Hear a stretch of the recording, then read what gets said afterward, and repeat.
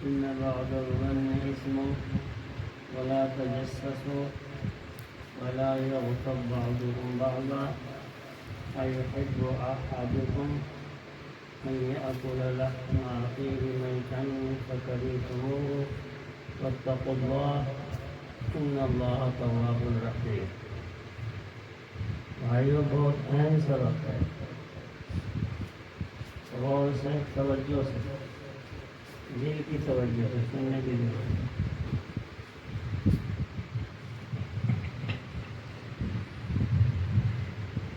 دل سے توجہ سے سننے کی ضرورت ہے۔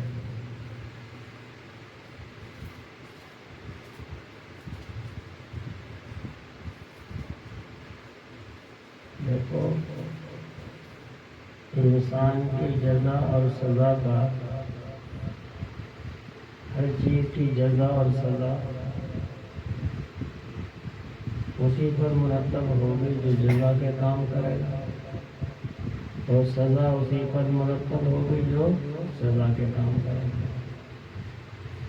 قانون گورنمنٹ کی سمجھ لے، جو گورنمنٹ کے قانون کے خلاف کرتا ہے اس کو پولیس گرفتار بھی کرتی ہے، جیل میں بھیج دیتی، عمر پر قید بھی کر دیتی ہے۔ تو ایسے ہی انسان کو اللہ تعالیٰ نے دنیا میں بھیجا ہے، اس کی جزا اور سزا کی بنیادی چیز جو ہے، جس پر اسے سزا ملے گی یا جزا ملے گی، غور سے سمجھو، وہ انسان کے اعمال کا تعلق جسم سے بھی ہے، زبان سے بھی ہے، دل سے بھی ہے، آنکھ سے بھی ہے، ہاتھ سے بھی ہے۔ بس یہ کہ اللہ تعالیٰ نے جن کاموں کو کرنے کا حکم کیا ہے ان پر یہ کر رہا ہے، اور نبی کرم صلی اللہ علیہ وسلم کی اتباع میں کر رہا ہے، تو پھر یہ کامیاب ہے۔ اور اگر اس کے خلاف ہے، نہ اللہ کے حکم کی مان رہا ہے، نہ نبی اکرم صلی اللہ علیہ وسلم کی سنتوں کا پابند ہے، بس نفسانی خواہشات میں مبتلا ہے، تو وہ انسان اپنی نفسانی تقاضے کی بنا پر اپنی زندگی کو خراب بھی کر رہا ہے، اور چونکہ اس کے اعمال ایسے نہیں ہیں جس کو اس کو جزا ملے، اس لیے برعکس اس کی سزا کا وقت ہے۔ اور بھائیوں، ہم چند دن کے لیے دنیا میں آئے ہیں یہاں، کب تک ہماری زندگی کا پتہ ہے، کل تک ہم جئیں گے نہیں جئیں گے اس کا پتہ کسی کو نہیں۔ سیدنا عمر فاروق رضی اللہ تعالیٰ عنہ جب صبح آ جاتی تھی تو یہ فرماتے تھے کہ صبح آ گئی ہے، اب شام کا پتہ نہیں، ہم شام بھی پا سکیں گے نہیں پا سکیں۔ شام آ گئی تو یہ نہیں کہ ہم صبح کو بھی پالیں گے نہیں پائیں گے۔ وہ اللہ کے برگزیدہ نیک بندے جنہوں نے اللہ تعالیٰ نے جن کو ایمان کی قوت اس قدر عطا فرمائی، اور نبی اکرم صلی اللہ علیہ وسلم کے سچے عاشق اور اللہ کے احکام کے پابند پورے پابند، وہ انسان یہ سوچ رہے ہیں کہ صبح اگر مجھے مل گئی ہے تو شام کی یہ نہیں کہ شام بھی مجھے مل جائے گی۔ اس لیے میرے بھائی، موت انسان کے ساتھ ہے، اسی وقت بھی آ جاتی ہے۔ اس لیے ہمیں اس قبر کا جہاں ہمیں ہمیشہ رہنا ہے، وہاں سے نکل کر کے حشر کے میدان میں جانا ہے، وہاں سے پھر حساب کتاب ہونا ہے۔ جیسے نام اعمال ہوں گے وہاں تو نام اعمال خود ہاتھ میں آئیں گے۔ اگر نیک اعمال ہیں تو دانے ہاتھ میں آئیں گے، برے اعمال ہیں تو بائیں ہاتھ میں خود آئیں گے۔ اللہ اس سے توبہ۔ اللہ تعالیٰ ہم سب کے نام اعمال دانے اور دانے ہاتھ والے اعمال کی ہمیں توفیق عطا فرمائے۔ آپ کو اسی لیے یہاں تکلیف دی جا رہی ہے تاکہ ہم اپنی زندگی کو جو سانس ہیں اللہ کی رضا کے لیے گزاریں، اور ہم سے جو غلطیاں ہو گئی ہیں اللہ اپنی رحمت سے معاف فرمائے۔ اس لیے کہ ایک انسان اعمال صالحہ کرتا ہے، ایک گناہ میں مبتلا ہوتا ہے، تو گناہ سے پرہیز بہت ضروری ہے۔ اسی لیے فرماتے ہیں گناہوں سے اجتناب، یعنی گناہوں سے پرہیز۔ گناہ ایسی چیز ہے کہ اس میں سزا بھی نہ ہوتی، تب بھی یہ سوچ کر اس سے بچنا ضروری تھا کہ اس کے کرنے سے اللہ تعالیٰ کی ناراضگی ہو جاتی ہے۔ اگر اس گناہ کرنے میں سزا بھی نہ ہوتی تو سزا بھی ہے، مثلا جھوٹ بول رہا ہے سزا ہے، گالی دے رہا ہے سزا ہے، سود لے رہا ہے سزا ہے، اور ناجائز کما رہا ہے تو سزا بھی ہے۔ اور اگر سزا بھی نہ ہوتی تب بھی اللہ ناراض ہے، تب بھی انسان کو خود مرمت کے مطابق بچنا چاہیے تھا کہ میرا رب جب ناراض ہے اس کام کو میں کیوں کروں، ایسے میں۔ اور اب تو گناہ میں سزا بھی ہے اور ناراضگی بھی ہے، اللہ ناراض بھی ہے اور گناہ کرنے والے کو سزا بھی ہے۔ تو فرمایا اگر دنیا میں کوئی اپنے ساتھ احسان کرتا ہو تو اس کو ناراض کرنے کی ہمت نہیں ہوتی کہ میرا بڑا محسن ہے، اس کو میں کچھ کہہ نہیں سکتا۔ اور اب تو سزا کا بھی ڈر ہے، اور دنیا میں سزا ہو جائے یہ صرف آخرت میں۔ چنانچہ دنیا میں ایک سزا یہ بھی ہے جو آنکھوں سے نظر آتی ہے، اس شخص کو دنیا سے رغبت ہو جاتی ہے جو گناہ کرتا ہے، اسے دین کی طرف کوئی رغبت نہیں ہوتی۔ کہتے ہیں جی میں مسجد کی طرف جب چلتا ہوں تو بس میری طبیعت چلتی ہی نہیں، بالکل مجھے تو کچھ ہو گیا، کسی نے میرے مجھے تو کچھ کر دیا، حالانکہ یہ نہیں ہے۔ اللہ کے حکم کی تعمیل کے لیے تو جان بھی چلی جائے چاہے کے قدم تب بھی چلنا چاہیے، مگر یہ آدمی اپنی غفلت سے یوں کہہ رہا ہے کہ مجھے وہاں کا ذوق نہیں ہوتا۔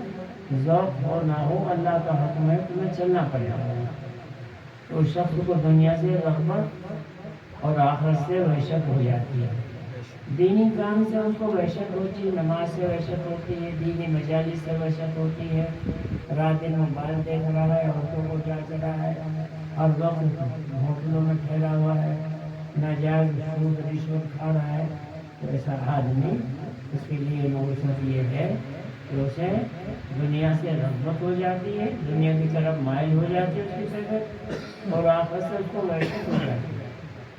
جس کا اس کا اثر یہ ہوتا ہے تو اسے دل کی مضبوطی، جو دل میں ایمان کی مضبوطی، یقین کی مضبوطی، اللہ کی معرفت کی طرف متوجہ ہونا چاہیے تھا، اور دین کی پختگی اس کے دل سے چلی جاتی ہے۔ اس سے ہمیں توبہ کرنی چاہیے میرے بھائی، زبان سے، آنکھ سے اور آنکھ سے، کان سے جو گناہ ہو رہے ہیں ان سے ہم توبہ کریں، اور ناجائز مال کھانے سے، ناجائز مال کمانے سے، اس سے بھی ہم توبہ کریں۔ یا اللہ ہمیں اپنی مرضیات پر چلنا آسان فرما دے، اور ہمیں ہر گناہ سے محفوظ رہنے کی توفیق عطا فرما۔ سمجھ لو میرے تو غور کرنے کا اللہ اللہ اللہ۔ اس حالت میں تو گناہ کے پاس بھی نہ پھٹکنا چاہیے، اور دل کے گناہ ہو، دیکھو دل کے گناہ کیا ہے؟ دل میں تکبر ہے، دل میں حسد ہے، دل میں کینہ ہے، دل میں عجب ہے، یہ دل کا گناہ ہے۔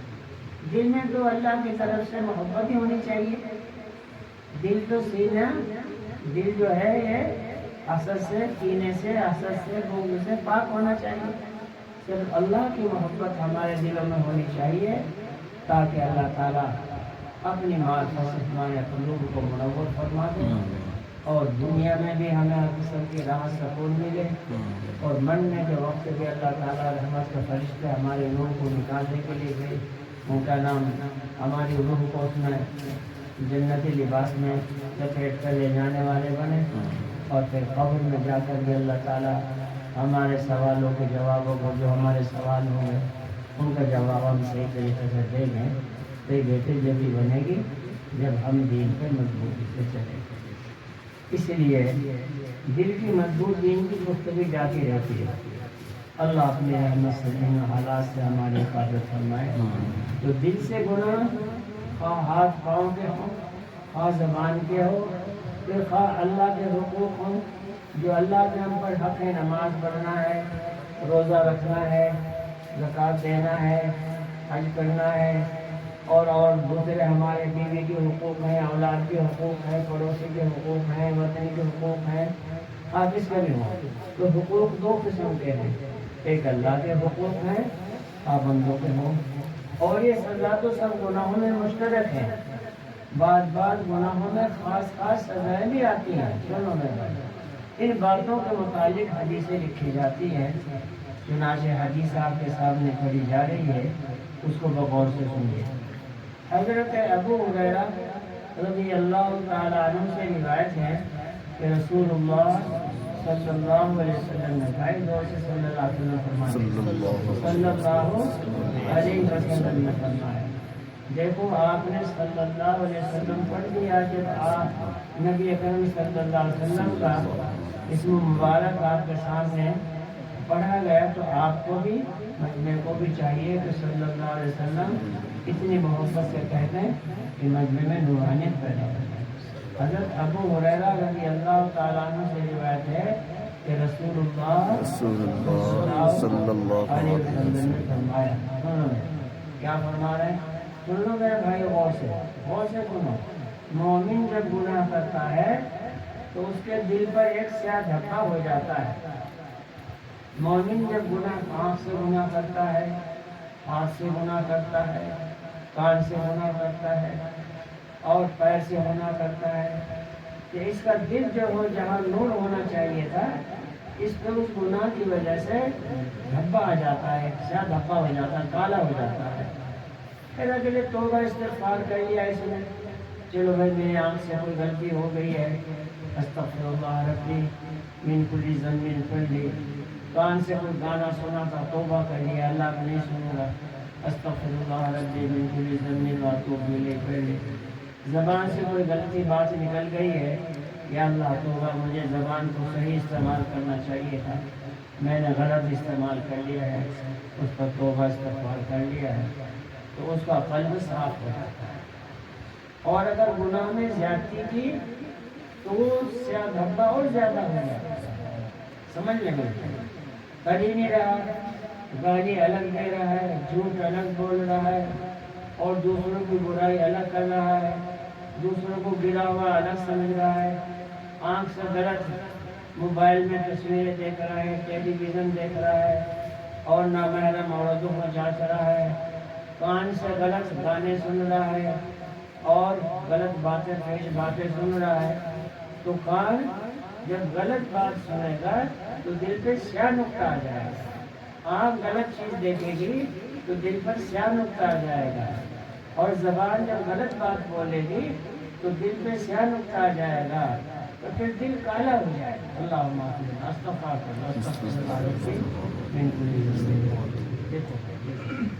پھر جب اس کا دل اتنا کالا ہو گیا ہے تو پھر اسے اچھی باتیں اچھی نہیں لگیں گی، اسے تو خرافات، بیاہ میں بھی ڈیجے اچھے لگیں گے، اور بیاہ میں ناچتی عورتیں بھی اچھی لگیں گی، اور خود بھی بس ہر طریقے سے خرافات میں مبتلا ہوگا، اس کو جائز ناجائز کا پتہ ہی نہیں ہوگا۔ دیکھو جب گناہ نے زیادتی کی تو وہ سیاہ دھبا اور زیادہ ہو جاتا ہے۔ تو یہ رنگ ہے جس کا ذکر اللہ تعالیٰ نے اس آیت میں فرمایا ہے۔ ہرگز ایسا نہیں جیسا کہ وہ لوگ سمجھتے ہیں، بلکہ ان کے دلوں پر ان کا اعمال بد کا رنگ بیٹھ چکا ہے۔ کلا بل ران علی قلوبہم ما کانوا یکسبون، غور کرنے کی بات ہے۔ اللہ تعالیٰ کو فرما رہے ہیں کہ میرے بھائیوں، یہاں محبت سے مختلف مقامات سے آئے ہیں، اس بات کو سبق یاد کرو اور سوچو کہ صبح سے شام تک میری زبان سے کتنا اللہ کا ذکر ہو رہا ہے، میری زبان سے کتنے درود پاک پڑھا جا رہا ہے، میری زبان سے کتنے قرآن پاک کی تلاوت ہو رہی ہے، میری آنکھ نے کتنے اپنے نیک چیزوں کو دیکھا ہے، میرے کان نے کتنے نیک باتوں کو سنا ہے۔ بھائیوں، غور کرنے کی بات ہے کہ اللہ کی طرف سے ہمارے لیے بہت بڑی نعمتیں ہیں جن کے صحیح استعمال کرنے سے اللہ ہمارے قلب پر روشنی پیدا کرتے ہیں، اور غلط استعمال کرنے پر ہماری نفسانی سے دل کالا ہو جاتا ہے۔ اللہ ہمارے سمجھ لو میرے بھائی، سمجھ لو میرے بھائی، وہ لوگ سمجھتے ہیں بلکہ ان کے دلوں پر ان کے اعمال بد کا رنگ بیٹھ چکا ہے۔ اس کو روایت کیا احمد ترمذی بن ماجہ نے۔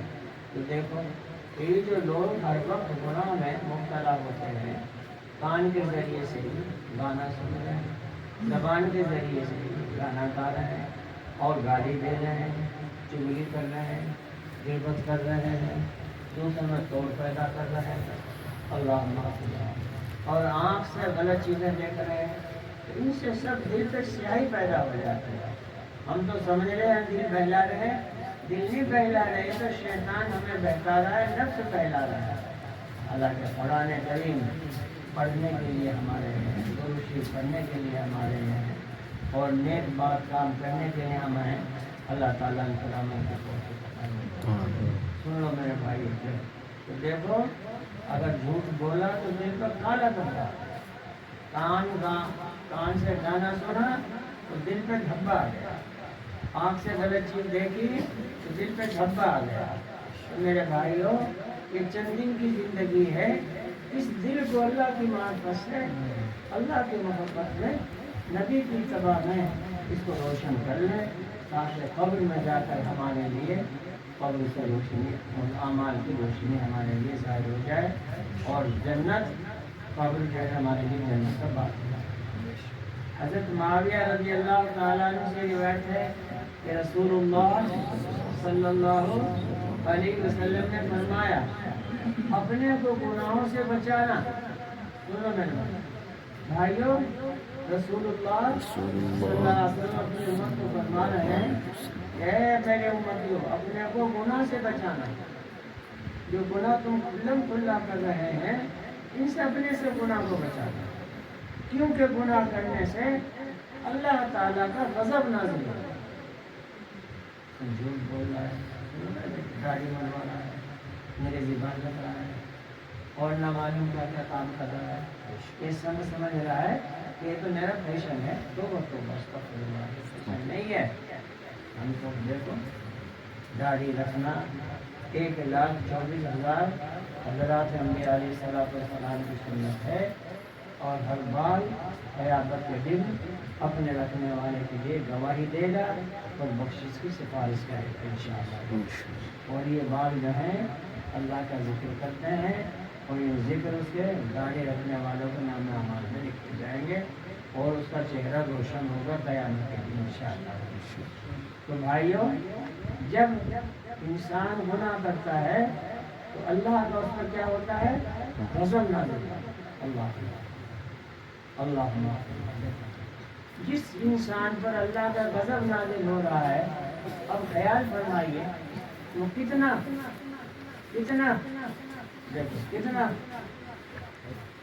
کس قسم کا ہے۔ جس انسان پر اللہ کا غضب نازل ہو رہا ہے، وہ انسان دنیا میں جو ہے بڑی بلڈنگوں میں رہ رہا ہے، اور 1 کروڑ کی کاروں میں گھوم رہا ہے، اور عیش و عشرت میں پڑا ہوا ہے۔ جب وہ اللہ کے نافرمان، نماز نہیں پڑھتا، جھوٹ بول رہا ہے، شرابیں پی رہا ہے، زنا کر رہا ہے، سود لے رہا ہے، رشوت لے رہا ہے، یہ تمام کام خراب کر رہا ہے، وہ تو اللہ کی غضبیت میں مبتلا ہے۔ اس لیے بھائیوں، اللہ تعالیٰ آپ حضرات کو خوش و خرمندی رکھے، کاروبار میں برکت عطا فرمائے، اور حلال روزی بابرکت بھی نصیب فرمائے، اور جو اللہ نے ہمیں آنکھ، زبان، کان، اعضاء دیے ہیں، ان کے صحیح استعمال کی ہمیں توفیق عطا فرمائے۔ اسی لیے چند دن کے لیے ہم دنیا میں یہاں آئے۔ دیکھو حضرت معاویہ کیا فرمانا ہے، صحابی ہیں کہ رسول اللہ صلی اللہ علیہ وسلم نے فرمایا اپنے کو گناہوں سے بچانا، کیونکہ گناہ کرنے سے اللہ تعالیٰ کا غضب نازل ہوتا ہے۔